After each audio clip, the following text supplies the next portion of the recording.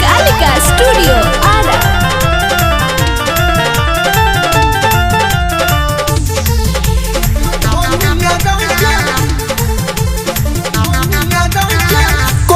साझे सवेरे तगादा जियाला कइले मोहाल बरदादा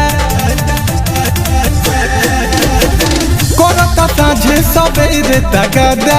जियाला कइले मोहाल बरदादा मन कोटे फूकी आई सोनार के दुकनिया राजा मन कोटे फूकी आई सोनार के दुकनिया राजा कहे के बुधारे लेके पहिला कोन धनिया राजा कहे के बुधारे लेके पहिला कोन धनिया राजा कहे के बुधारे लेके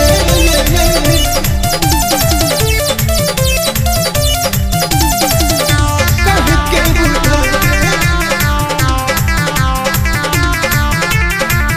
पहिला कोन धनिया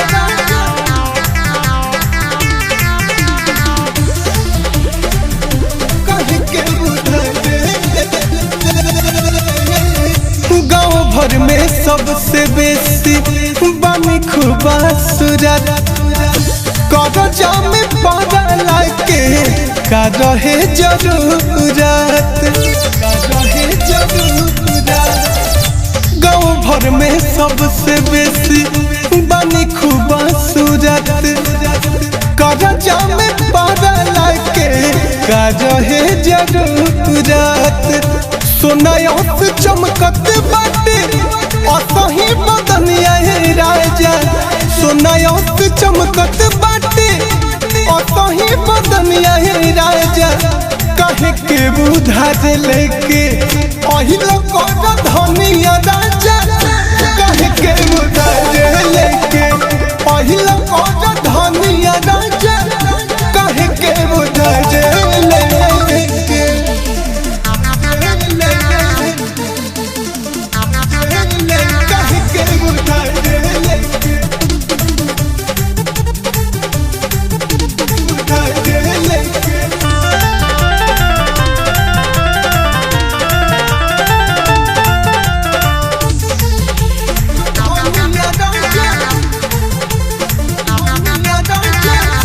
चाही नवरतन से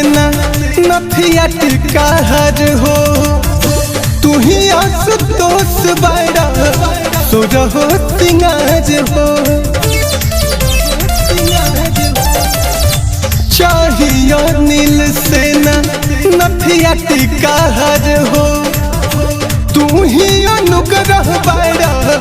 सुरहो सिंगार हो कैसे तुहरा बारे में उल्टा सुनो तुहर कनिया राजा